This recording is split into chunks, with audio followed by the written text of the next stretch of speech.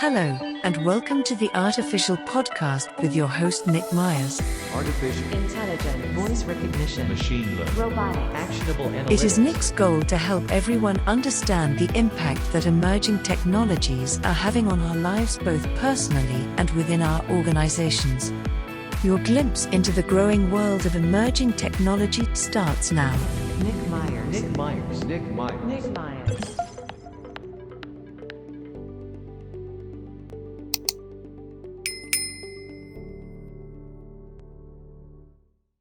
Hey there, artificial podcasters. Welcome back to another week and another episode of the Artificial Podcast.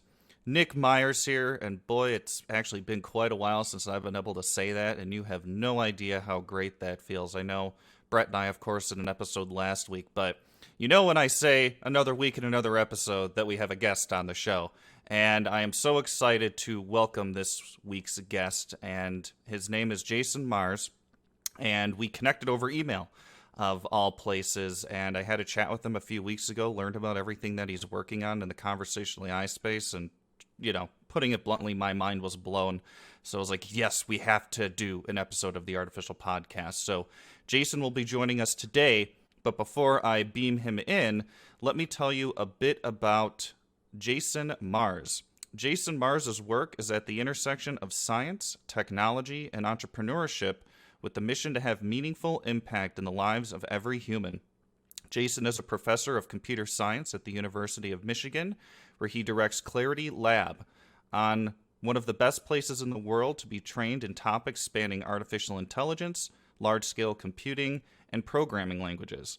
Among numerous contributions, his lab pioneered award-winning work on Sirius, also known as Lucida, the world's first open-source sophisticated virtual assistant that simultaneously hears, sees, and understands. Jason also founded a number of companies, including Clink, a record-breaking cutting-edge AI company based in Ann Arbor, Michigan, where he led Clink's development. He is also the author of the best-selling book, Breaking Bots, Inventing a New Voice in the AI Revolution. Jason, welcome to the Artificial Podcast. How are you, sir? Good. Very good. Very good. It's good to be on. Thank you for having me. Yeah. Of course. Like I just mentioned, when you and I connected a couple weeks ago, and, you know, even just that 30-minute chat we had, I was like, this is one of the coolest people I've talked to. You are one of the coolest people I've talked to in terms of the stuff that you told me you've been working on. And I mean, just the fact that you founded Clink, which, you know, so many folks, of course, in the voice technology space and conversational AI space know of, which is why when you mentioned Clink, I was like, oh yeah, that's the fintech digital assistant. So that was super cool to learn about, and we'll get into all that. But anyhow, I'm just really excited to have you on the show. So welcome. Oh, thank you. Thank you. I'm excited to be on. You know? So I think we'll just kick it off like I do with a lot of guests that I bring on the show. So tell me, where did your journey begin? You know, what made you realize that you wanted computers and conversational AI, or just AI in general, to be your life's work, you know, given everything that you've been working on so far? Yeah. Great question. It really started, I started tinkering. I've always been a tinkerer, right? Ever since I was coming up as a little kid, I was always building cool stuff, and I'd get enthralled with things. One of the things I got enthralled with was the idea that you can invent any kind of experience or any kind of application in a computer. So I learned to program early on, in high school. And I was fascinated with video games.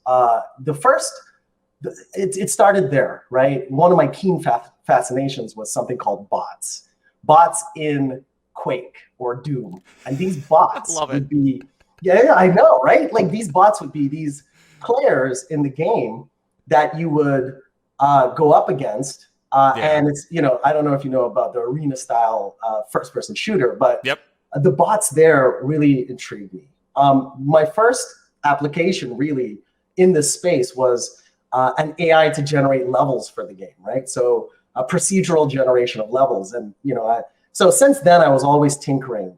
When I got to college, I discovered this world where you can tinker and invent, and society rewards you for it. And that's academic research in the engineering sciences. Right. You really pick the problems that really intrigue you, you work on it, and if you do interesting work, you'll publish papers and you'll succeed in that institution, in an academic institution. At the same time, it's a great test bed to incubate concepts and ideas that might matter for the world. And on that journey, all of the research done in the academic institution, in my group, really cared about what's going to matter in 10 years, right? So that's Clarity Lab, cross-layer architectures and runtimes in 10 years. We worked on large-scale problems, and one of the problems upon us was how do we scale the compute infrastructure for the AI demands of the future? We're going to be engaging with AI from now into the future, right? That's the next thing. There was internet, then there was mobile devices with the phone, and now there's AI on the critical path of all of our engagements with computers. And so it started there. And from there, conversational AI piqued my interest as it's the most anthropologically relevant way that we conceive about intelligence in general. Intelligence is always another human that we engage with via conversation. So it's the most natural means and interface for us to engage with intelligence in a computer. And so first you have to really cover a conversational means to access intelligence, and that gives you the entire spectrum of the cognition needed for intelligence. So that piqued my interest. It's clear that's going to be incredibly important from years ago into the future. And so I started working on this chasm I observed in what those experiences are like, and we'll talk about this chasm, and what they could be given the best science known in the research community. And so bridging that gap is where I spent a lot of time. And that is what, created a Clink, right? So the Clink concept was to create the next leap forward, right?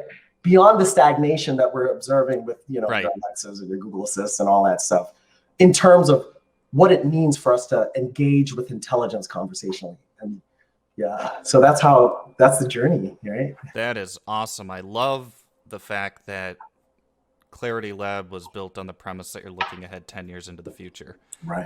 Because one thing I've always been a huge proponent of since getting into technology is, yes, it's super cool to focus on the now, right? But if you really want to grab a hold of technology, you really need to look ahead, right? And in fact, I just got back from doing a talk yesterday on a talk that I've been loving to give over the last few years called AI and Into Work as We Know It, that really just dives into what is the future of work and what is the world going to look like over the next 10, 20, 30 years as really most things become automated. And as AI automates almost everything and provides an additional layer of intelligence that we've never had before that will far surpass ours in almost every way possible. What does that look like? So I love that's the focus of your lab at University of Michigan. Yeah, absolutely. And I think that the key impediment to realizing what our imagination is producing, right? Like, we know what we want.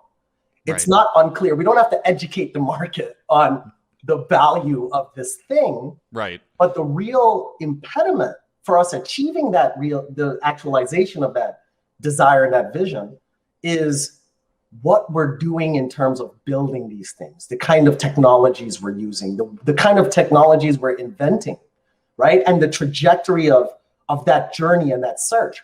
Right now, I think that the market, and I don't mean just the market of consumers or the market of the market in general, the economy in AI, the producers, the creators of new technologies are pigeonholing themselves down a path that has led to the stagnation that we observe and experience. So maybe let's dive into that a bit. So when you say pigeonholing, I'm assuming, of course, you're referencing the larger tech companies, right? So Amazon, your Apples, your Googles. So when you say that you feel like they're pigeonholing themselves into stagnation, what do you mean by that? Well, from my perspective, it's everybody. And of course, it's being led by those behemoths, right? The behemoths are setting the standard as to what could be. And then we're pigeonholing. And, we'll start with the first interesting leap, right? And I would say when it comes to the economy of AI. I'll call it the economy of AI because market really seems to be concerned with the consumers, but the economy is the producers and the consumers. It's really what I want to cover. But the first big leap was Siri, right? The world was one day before Siri, right? Not from a technology, not from a research standpoint. People were researching this for a long time, and there was a lot of experiments and companies. Right. But when Siri came, it created the appetite in the market, right? And so that was the first big leap. But since then, you had Apple and Amazon enter into that space. Clearly, there's a massive opportunity in the market. And so, of course, the big companies have to get in there. So they established the expectations of the world, of the community as to, right? And they also established 100%. Exactly. And they also established the approach that you would take and the way to think about conversational AI. Now, that's what led to the pigeonholing. And the pigeonholing is, it's really a product of free markets, right? When you're in a free market, the way you succeed is by subsuming and doing better than what everybody else is doing. Right. That's the pigeonholing. So that is the first thing that new entries seek to do often is to cover the feature checklist of what's already out there. Yep. So they end up building the same thing as a foundation and then trying to add a little bit more, right? That's the clear means, and it's really what the market produces, or the free markets produce, right? Capitalism produces when it comes to succeeding in a market. And so that's what we've seen. Every single company is essentially using a lot of the same techniques and approaches in constructing conversational AI. And so we're kind of clearly the first versions of Siri and Google Assist and primarily Dialogflow and aren't great, right? We don't have great experiences. And that's the baseline that everyone competes with. So they build that foundation and they try to do a little bit better. But in this space, that's not how we have a transformative shift. And there's great lessons you can learn about transformative shifts by looking at, say, the way Apple introduced new concepts, like the smartphone was a new innovation that was disruptive. And even the tablet was a new innovation that's disruptive, changed the market. We need to do that kind of work in conversational AI right now. We're stagnated because everybody's competing with each other. And we need to engage exploration and innovation to create that next leap forward. And so, and I can get into specifically for conversational AI, what is that? What are we stagnated on? Yeah. And what do we need to leap to? No, and I think that's a perfect segue, because I know that's something you and I really wanted to focus on in our conversation here. And I think, of course, in our pre-talk before we started recording, we were talking about how, or I was talking about how I've been technically in the conversational AI space since 2018. And now that we're in, fast forward to 2021, stuff has happened, but it's almost like, has stuff happened, or what has happened? Seriously. Because in 2018, right, I would say it was when I jumped in, Alexa was really starting to peak. Google Assistant was really starting to peak. All these numbers were coming out each and every year of the rate of adoption of smart speakers and people using the devices in their home, and all of these different metrics. And I would say, and again, this probably is more or less my opinion, because I don't actively research all the hard numbers, right? But I would say, to me, it seemed like that peak hit its peak probably, I would say, late 2019, early 2020. And I could be, and again, I don't have numbers in front of me. I could be totally wrong. That's how it feels like to me.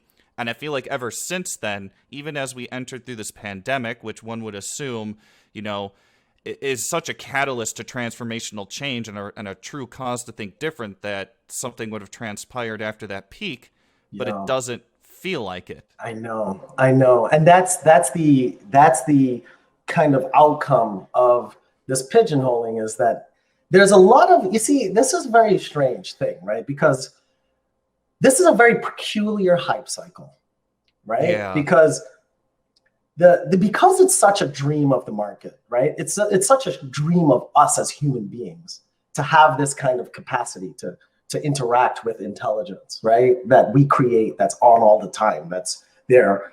The excitement about it hasn't waned, though. Right. The delivery has had that stagnation, and we're not there, right? Yeah. And yep. At the core of it, I think that the key tenet of this stagnation is the one view we have, right? We have a very process automation view to how we build conversational AI, but the conversational AI space could be stratified into different classes. And the thing is, we're using the same technological approach to cover all of it without thinking about the needs, the classes of these kinds of functionalities in how we build, right? So everyone's building the same stuff, and it literally cannot be applied to other classes of need when it comes to how we want to experience conversational AI. But it's incredibly frustrating, to your point, right? It's it feels like we're not having that moment where we see improvement and progress. And I would even say it's before 2019. Man, I think that stagnation has been around for a while. You know? Oh, I believe it 100%. I'm just basing it off of even my short time in here, but you're one of many people who I've talked to, been in the space for a very long time, who've told me, not a whole lot. I mean, not a whole lot seems to have really progressed in the last 10 years. I mean, it entered the mainstream, right? Like you said earlier with Siri, and we have Alexa and Google, but beyond that, the true intelligence behind, having a natural experience talking to a machine or a computer, that really doesn't seem to have progressed a whole lot. I think the AI and machine learning models have definitely gotten more advanced, but I'll be honest, sometimes it doesn't feel like it. Yeah, I know. I mean, there's one advancement that's really interesting, right? That's happened very recently, right? In 2020, we had this GPT-3. 2019, 2010, we had this GPT-3, and that's been a doozy, right? And it really introduced in a big way, right? Because the concept has been around for a while of zero-shot learning, right? Or zero-shot AI. And that is, AI that's pre-trained so well that it can do new things that it hasn't done before, or deal with new situations it hasn't dealt before without being trained, right? With zero training. That's a zero-shot class. And there's a couple classes. There's one shot, and then there's few shot. That became popularized with the work on GPT-3. And GPT-3 is interesting because this is OpenAI's invention. It cost $4.5 million to train this thing once, and it can do amazing new things. And Microsoft led OpenAI primarily around excitement around GPT-3, but they did $1 billion deal with OpenAI to license OpenAI's technology, right? So it's a big step forward. It's very new, but the commercial market, the industry is still in the old mentality, right? Yeah. And so and what's really interesting is the biggest problem in being able to take conversational AI or AI in general and apply it to your problem or apply it to new situations is the training piece. That's the big impediment, right? It takes, you have to have a very, very specific kind of team to train these things. You have to have a very talented machine learning team. If you want to train a neural network from scratch, you have to understand the nature of data and how data interacts with the particular kind of model being used. That takes months and months to get something production grade. It takes about 9 months to 1.5 years, in my experience, taking big companies through this journey with that approach, right? When you want to train everything. And so the concept of fine-tuning, transfer learning, that was interesting. Not fully appreciated as to how that can change your processes in industry. And then now we have zero-shot learning, no training for new situations. That's really interesting. If you can apply AI to your problem without having to train it, and it worked well, that means that operationalizing AI becomes trivially easy, right? You can just get that really smart thing, human being almost, and then just say, oh, okay, we need to solve these new problems. Here's the manual, go, right? So being able to do that with AI is really, I think, where we're going to see incredible advancement. When that concept is uptaken by the economy, and there's wisdom and insights and education in that economy, the business world, on what that could be and how do you operationalize it, I think we're going to have a massive shift. We're going to feel progress in a big way.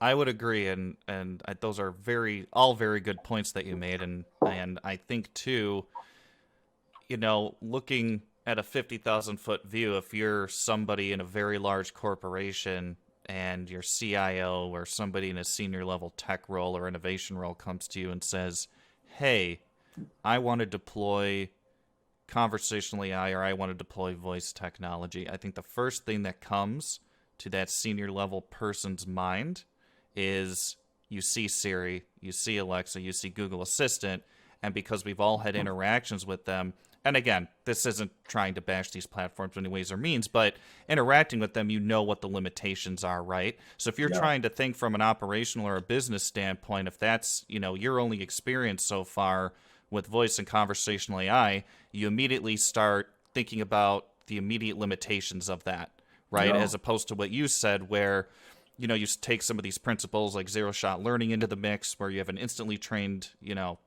conversational AI model that can be deployed in a standalone conversational assistant, that unlocks so much more than just Alexa or Google Assistant or Siri, that I think this notion of what people have experienced so far and those immediate limitations that we all have experienced with the current platforms is becoming very much a hindrance to great enterprise adoption, right? That's crazy, right? And just imagine, look, in conversational AI, just to get concrete, in conversational AI, every single offering out there starts with intents, right? Which we you haven't heard of a conversational AI that doesn't have intents. Right. You know what I mean? That's what I mean about this pigeonhole and stagnation stuff. Like, to even think about how you build a system without starting with intents is heresy. It's mad. Absolutely. It's madness, right? But if you were to take even that concept out of the window, and the thing is, intents require that you train each of them. You have to specify what the intents are. What can this thing understand from a design standpoint? And then we have to get training data for all your intents, and then train each intent, and then you have a bot, right? So that's the intent view of the world, and that's how all conversational AI products that I'm aware of, except for something new that I'm working on, works, right? And so what does that mean? And here's where it gets really gnarly, okay? Check this out. Let's say you want a kind of conversational AI that disperses information. Let's call this class of conversational AI. Let's take a real product need, onboarding, right? You have a new product. You've got to get your users to understand how to use it, to learn how to use it. Or it could be a digital product. It could be like a robot that you just bought, or a car or something that you need to figure out. So people need to be onboarded on how to do things. That's a lot of information, right? In an intent view of the world, and that information can change all the time. It can grow, right? You can have hundreds and hundreds of potential interactions, different interactions that need different responses in that system. And so, but let's take this intent model, the way that everything works today.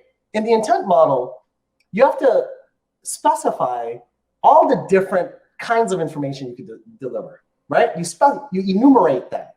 Let's say you got 20.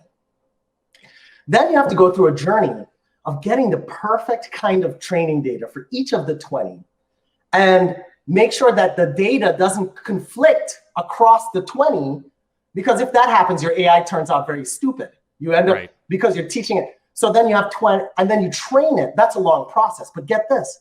Let's say you want to add the 21st intent in this intent world, the way everything works out there. So to add the 21st intent, you have to get some training data for that. So it's a lot of work. But you have to go and review all of the data sets for your other 20 and make sure that they don't collide with the new thing. So the work grows exponentially as you add additional intent.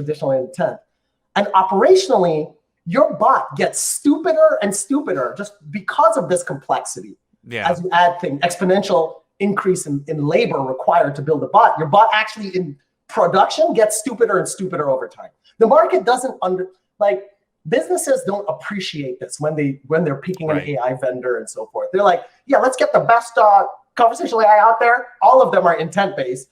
And then let's do all this magical stuff. I want 4,000 pieces of information about how this product works. In there, go. And every month we're going to be adding new features. So just well, because that's the thing. Their mind immediately goes to how we process and consume information, which is an infinite amount, right? So they just expect the technology to do that. But like you just said, with the intent-based structure, it doesn't work. Exactly. And that's how the entire market is working. So every new guy or gal that creates a company is going to think about, okay, let's start with our intent system now. Let's make it a little better. But it's fundamentally flawed for the challenge of dispersing new information to onboard people to products. That challenge is in a different class than, say, process automation. So if you want to automate the process of opening a bank account, you might be fine with an intent-based view of the world, right? Because it's one very constrained problem and it's one process. It's one process you want to automate. So once you automate that process, you're good. Process automation bot, let's call it PA bots, right? So, okay, intent might be successful there, but onboarding you to a new product, you can't use a PA bot. You need to use something like an information disbursement. That's an information disbursement problem from a market standpoint. So perhaps for that problem, intents have to be thrown out the window. Yeah. You might have to discover or develop a new kind of approach to building conversational AI that isn't training an intent classifier, because it won't be able to scale to the amount of information. And so this is what leads to the confusion and the not understanding about that leads to this kind of stagnation. And here's what's nice. What's nice is this zero-shot learning approach, right? If you develop a technique using deep neural networks that isn't an intent-based approach, you may be able to create something that you do not specify intents. You just take the information and then the virtual assistant builds itself, right? And so, this is something I'm working on, very, very much so. And, there's a project called Zero Shot Bot, right? Is the project that is concerned with this approach. Let's start with just what is the information, and let's let the bot build itself, right? Let's get intents out of that way. All you do is augment the information, and then you have your next version of the bot. So you add some new info, and now you have a sophisticated conversational AI that covers that info without training by pushing a button. So that's an example of how this pigeonholing can work, and how you might have to crack the mold and realize there's something fundamentally wrong with the approach we're taking to building the technology that is limiting it when it comes to its application for different segments of problems, right? Yeah. No, that was awesome what you just said there, Jason.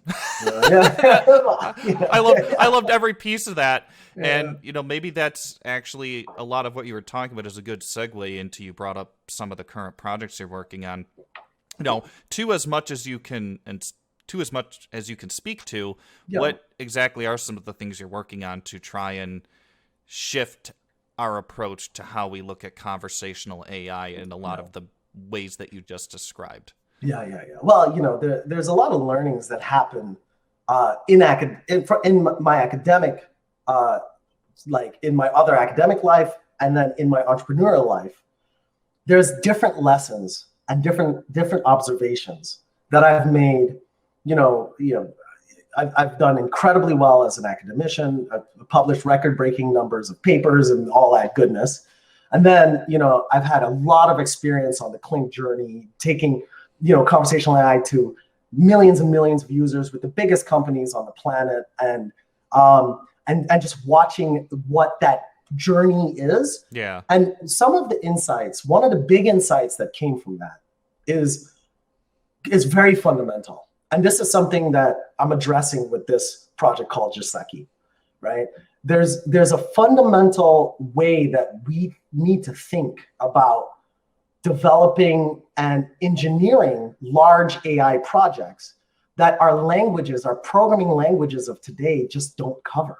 And the computational model of how we write programs has not changed too. If you think about it, the languages we use to write code is the same stuff from decades and decades ago before the AI economy. So Jiseki is really a treatise to, well, from the experiences I've had, like what should be the way that we express solutions to problems with AI. And it really encapsulates this concept I call collective intelligence, where you can think of an ant colony and each little ant is doing its own thing, but collectively they're achieving something really sophisticated. So that's the Jiseki Foundation, which is a tech stack.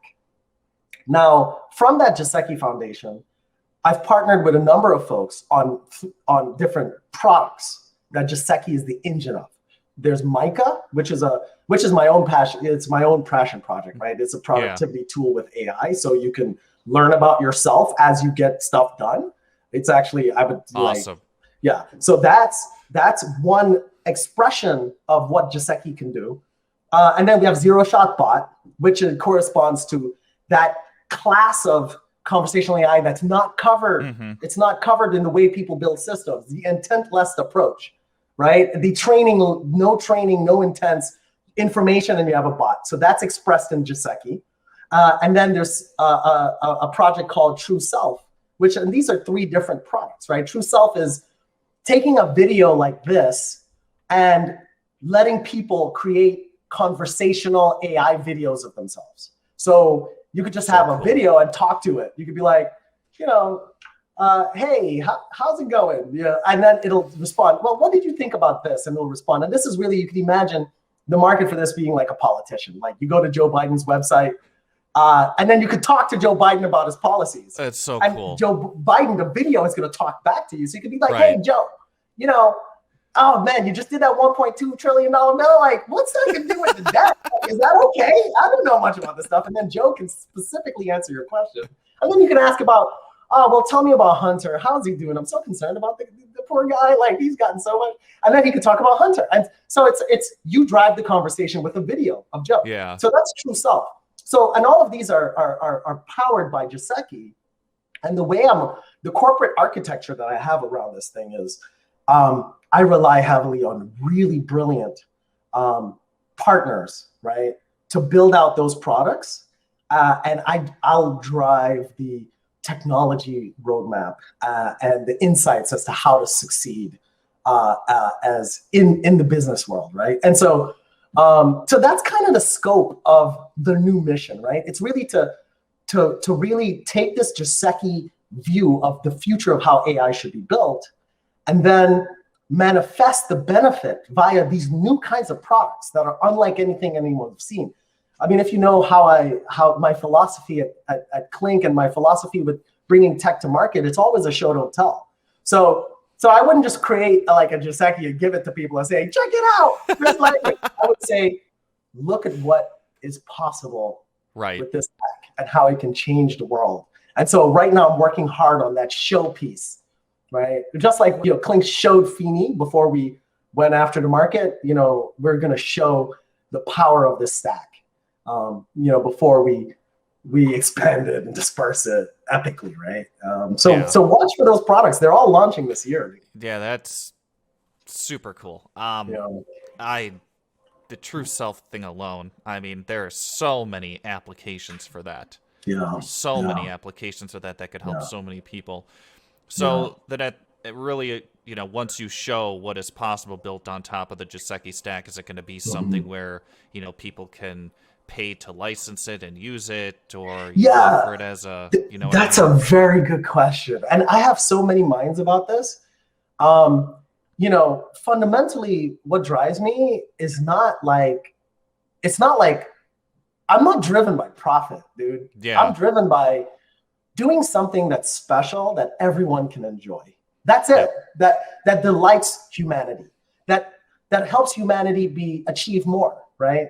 Right. And so a part of me is thinking that I got to figure out a plan to make sure that everything in Giuseppe is open source. When the show part has had its impact. And so I think that way. And then I also think, well, the Unreal Engine has a very interesting, Unreal and Unity, they have a very interesting business model, right? Very interesting business model. Yep. Exactly. It's called full source. So you can just get it, build cool stuff, and when you have success, kick back some of that success to right. I love the business model of Unity and Unreal. I think it's genius and really encourages people to build. Exactly.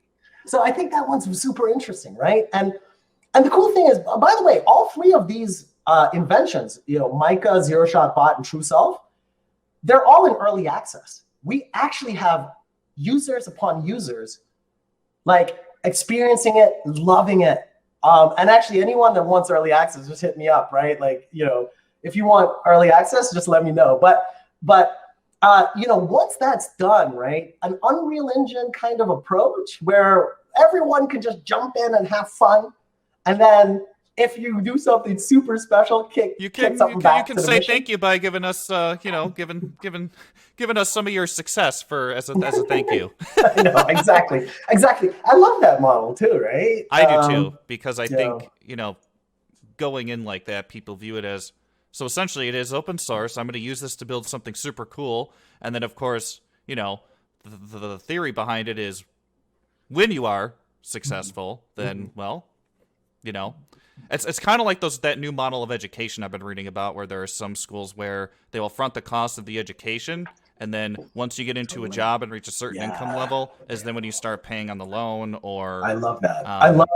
Honestly, look, I love that model in general, even when it comes to schooling, when it comes to most things, right? And that's the kind of model. You see, if I kind of nerd out about economics a little bit just because it's fascinating. And if you think about the incentive structures, right? Like there's something broken right now when it comes to higher education. Oh my gosh. It's so broken, right? We can do a whole episode on that. We can do a whole episode on this, but it's so obviously broken, Yeah. Like,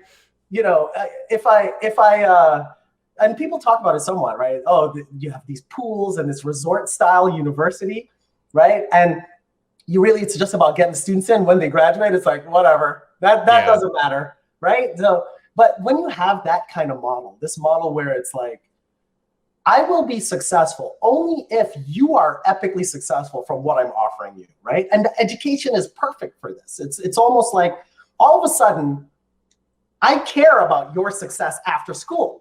After you're done with school. And guess what? You care about your success after you're done with school. So all of a sudden, you're aligned on mission, right? Right now, today, in mass, higher education and students are not aligned in mission, right? No. Students want to have a great life after school. The university wants students to pay tuition and has no interest in what happens after school. Right. So the thing is, there's a little bit of market pressure to be competitive there because students could evaluate that on their own. And so there's a little bit of a competition on what it means to have a degree from the school and so forth. So there's a little bit of incentive coordination there, but it's just a little bit. And it's not enough to solve the brokenness of what the schools are actually doing, right? And so let's dish out A's and A pluses.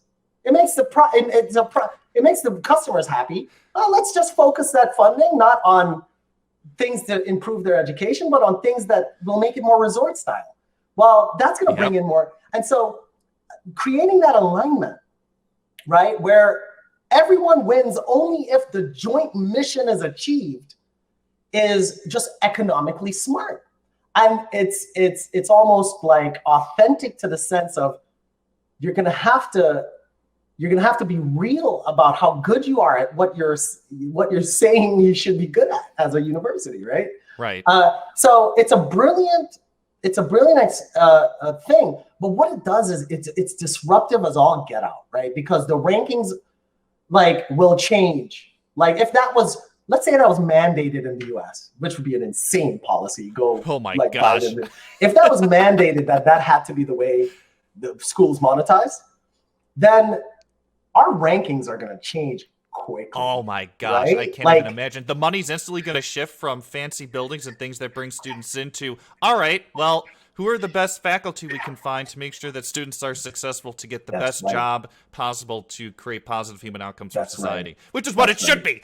Yeah, which is what it should be. And that would be such a disruptive leap forward. So the current stat, you see, that's the thing about large societies and large corporations. Like that level of disruption just is going to be what scares people from really doubling from out. So it's a brave thing. The schools that are doing that are courageous and should be lauded for running this experiment, because this could be the preamble of maybe how we fix some of that value proposition and outcome misalignment between the customer and the product producer.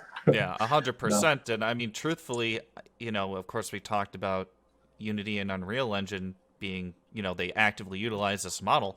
I'm actually quite shocked now that we're talking about it that I don't see more businesses and companies using that type of model. Because it makes sense, because like to your point about higher education, it forces value alignment. Because if your whole goal, with a product you create or a service you have, is to improve the outcome for the customer, then once the outcome is improved and the customer sees that, then they're successful based off of, you're trying to create that success for them. So it just makes sense then that once they're successful, then you get compensated. Right. And And in general, and this is a really interesting economic kind of thought path, but in general, if you think about the value of investments, like we love, it should, in some ways, it could be very interesting and attractive, because we love the idea of, everyone loves the idea of passive income and the concept of getting returns on an initial investment, right? And so that could be really lucrative, like, if you happen to be the university that trained Elon Musk, right? And you get some kind of fixed cut, that hits all equity, right? Then all of a sudden you've got like this opportunity to monetize things differently and in a very scalable way, rather than, the fee kind of model, right? So, I guess in a macro level, it really tethers your success to the market in interesting ways, right? If you really go deep into how that changes the way the economy grows, but but it's that would be interesting. That could be very disruptive as a general principle of the system where it can apply, right? A general principle of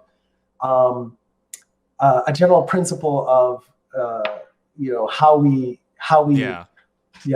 operate, right? The thing is, it doesn't really apply everywhere, right? Like if I want to go get a haircut, I don't know how. Like, okay, you could do this haircut. If your wedding is a big success, then or you gotta kick back some of the gifts. I don't know. Yeah, well, it's an interesting thing to think about, success-based economy.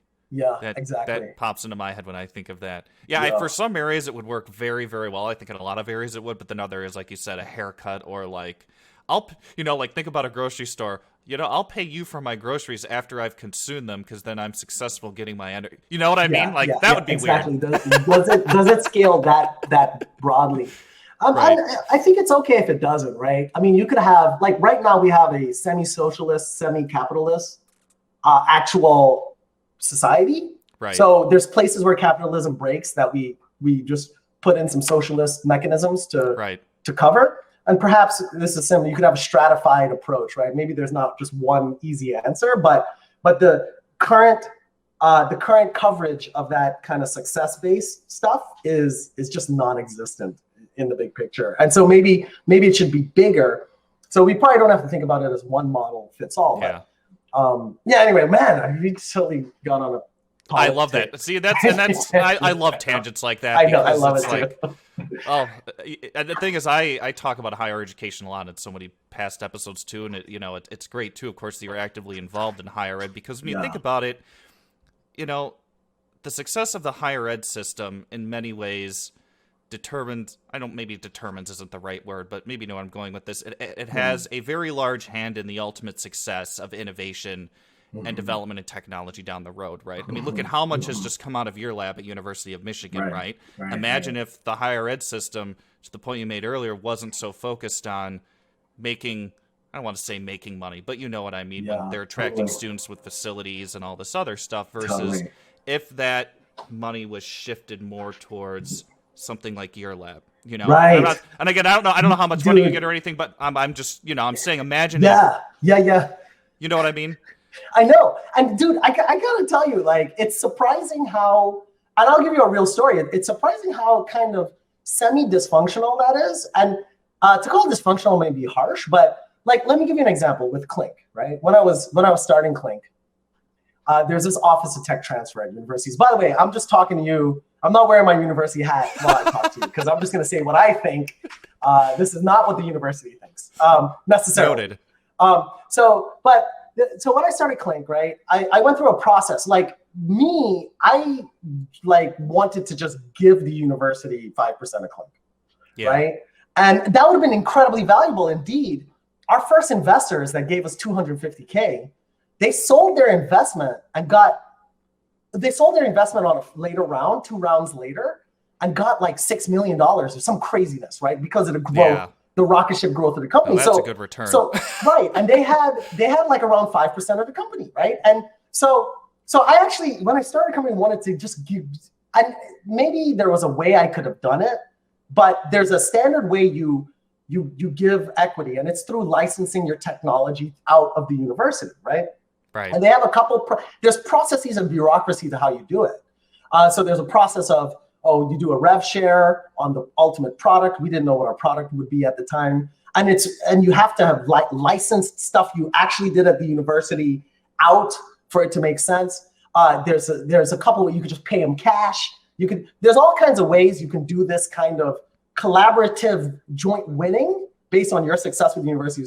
However, there's no process for if you're not licensing any technology out, right? Because our stuff in the lab is open source. We do that because we're computer scientists, right? So it was all open source. So we couldn't really license any tech out, and they didn't have a process, at least through the Office of Tech Transfer, for how do you, how do we do a deal with your lab, so that, and I just wanted to give them 5% and said, hey, let me just work freely, and I'll give you 5%. And they're like, no, well, come back when you have something you're actually going to license, right? Oh my gosh. And that would have been worth like $6 million at that later round.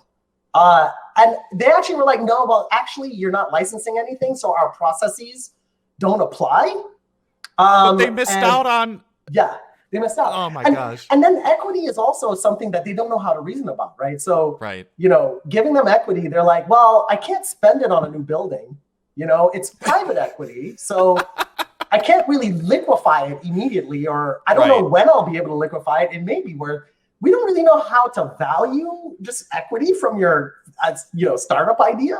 So, we're just not very sophisticated there, right? And so it's, what that tells you is there hasn't been a lot of sophisticated thought and savviness applied to this concept of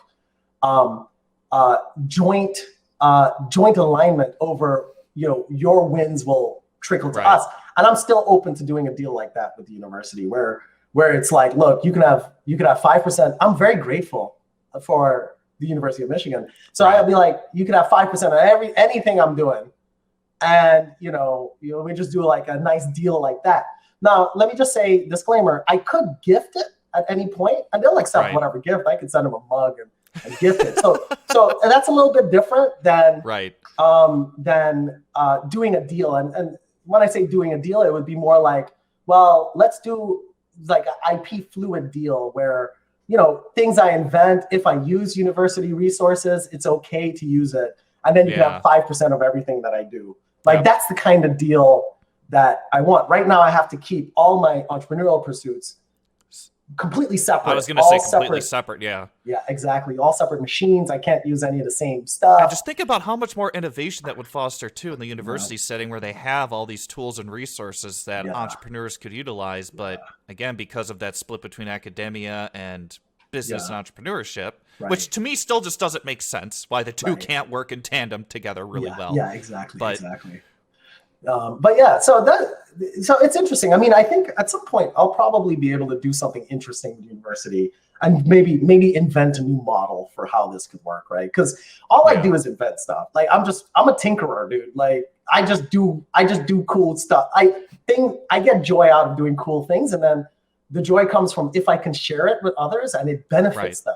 Like that's my juju juice, right? Or that's what gets me up in the morning. You know? I can very much relate to you on that one, because you know, it's as the old saying goes, you don't become an entrepreneur, you don't start your own company for money. Maybe some people do it for money, but the level of happiness long term and the satisfaction from it, I don't know how, if people choose to just do it for a profit or money, I don't know how you're able to do it long term, because there's just that desire to see positive outcomes for people generated from the cool, and I'll say it, cool shit that you create that outweighs anything. So I think you and I very much relate on that, it sounds like. Yeah, man. Yeah. Super cool. Well, you know, as we kind of wind our conversation down, you know, I just have one fun question that I would like to end on. Do you think we will ever have a Jarvis-like system for people to use like Tony Stark does in Iron Man? I think it's inevitable. No, for real. I think it's inevitable. And it's coming, right? There's going to be disruption. There always is, because there's going to be crazy people who are like, I don't care about anything. I just want to see this thing happen. And they're going to think outside the box and do some cool stuff. And we're not far away from it, man. Like, so I have this book, Breaking Bots, where I chronicle the journey of Clink when it comes to doing things crazy different and then doing it in a way that succeeds in the market. Like the entire journey of that is chronicled. And I think that those kinds of things, right? Those kinds of journeys is what's going to create our leaps forward. And Jarvis is not far away. I mean, what you need, the checkbox of what you need, or at least something close enough to Jarvis that we would think that's very Jarvis-like. Like full Jarvis is, you know, it's got like all kinds of emotions and So, but really super smart. It like understands you when you just say whatever the hell you want, and it keeps up with your conversation. It remembers what you said, and it remembers what it needs to do next. And that level, the tech, we're so close. Like there's thousands of research papers that come out every year on different techniques for different constituent problems, there's so much going on. And it's almost like I'm certain that Jarvis system exists in the papers.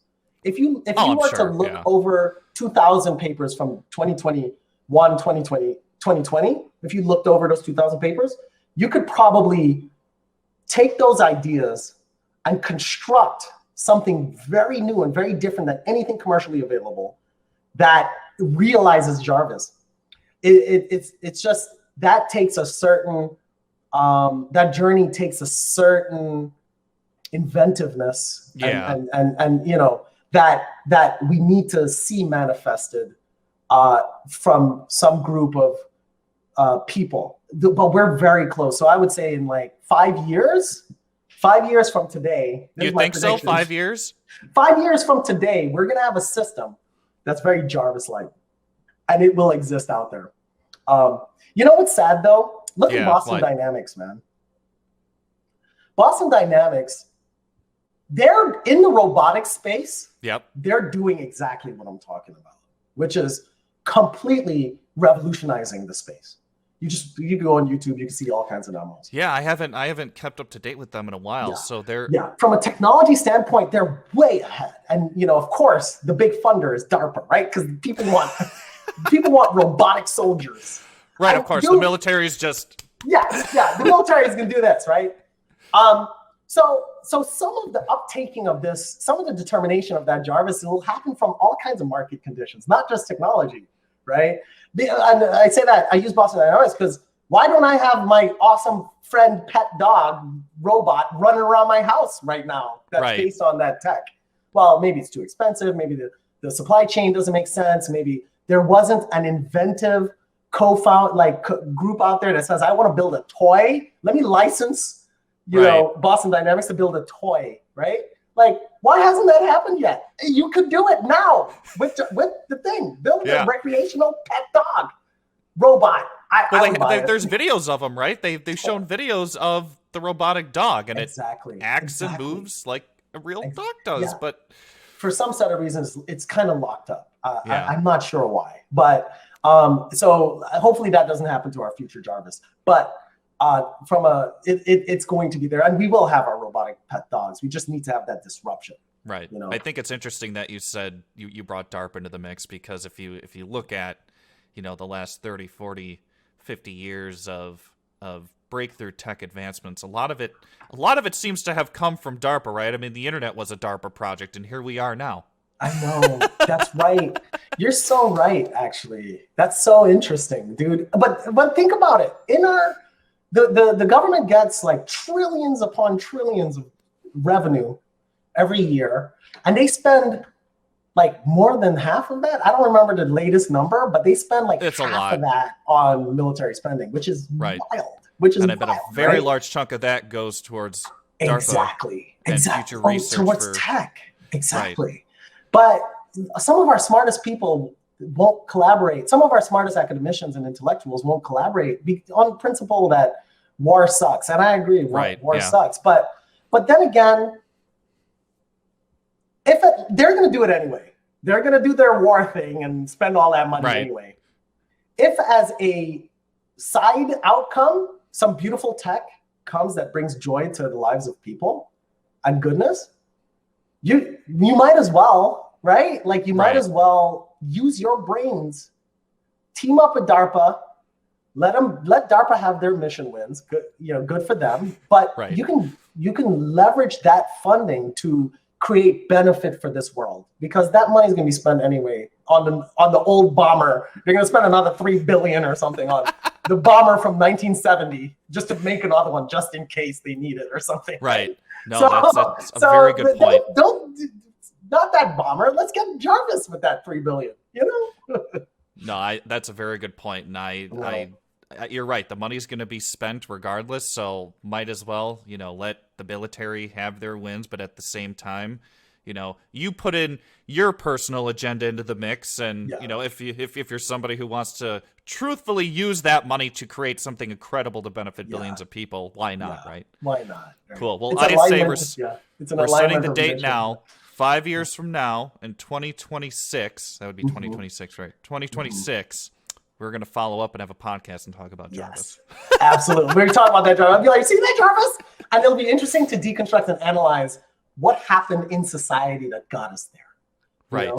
That'll be the very interesting. So we have to do that podcast in 5 years. Awesome. Well, Jason, this has been such a cool conversation. Thank you so much for chatting with me. If anybody wanted to get in touch with you or reach out, what are some of the best ways for them to do so? Yeah, so email. So there's profmars@umich.edu. That's my UMich email. And prof.mars@umich. And then there's also jason@mars.ninja. That's easy to remember. Jason@mars.ninja. That's it. I'll make sure to put all that in the episode notes too, so people can send you an email or reach out to you. So and a link to my book. Yes, of course. I will put that in there as well. Make sure you check out Jason's book. I plan on picking myself up a copy. That's why I love bringing guests on the show who wrote books, because it expands my horizons to some of the stuff that's out there too, because I'm always looking for great AI and specifically conversational AI books. But Jason, thanks so much again. This is awesome. And of course, before we go, a couple of reminders. Thank you again for listening to the Artificial Podcast. It is always appreciated to you as a listener for taking the time to learn about emerging tech, and especially some of the really cool stuff that Jason has brought up. It's going to happen whether we want it to or not. So just the fact you're listening is truthfully appreciated. Of course, if you really love the Artificial Podcast and you're looking to get more out of the show, become a Patreon subscriber. and support us on Patreon at patreon.com/theartificialpodcast. Of course, you can get access to some bonus content, expanded Discord channels, etc., etc. But check that out if you really love the show.